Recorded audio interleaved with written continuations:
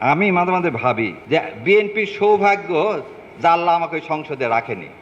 আপনি হচ্ছে জনগণের সেবক, আপনি সেই সেবক হয়ে মালিকের কথা শুনতেছেন না, মালিক কিন্তু আপনাকে ফেলে দিবে।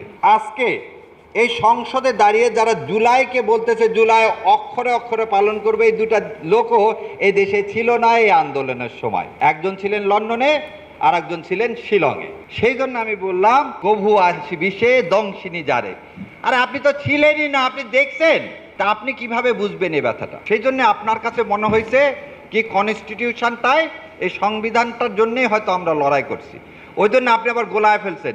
90 সালকে আপনি কি করছেন যে এই বিপ্লবের সাথে তুলনা করতে যাচ্ছেন। আমি মাঝে মাঝে ভাবি যে বিএনপির সৌভাগ্য যে আল্লাহ আমাকে ওই সংসদে রাখেনি। কারণ কালকে যে মিথ্যাচার করা হলেন, মিথ্যাচারটা কি?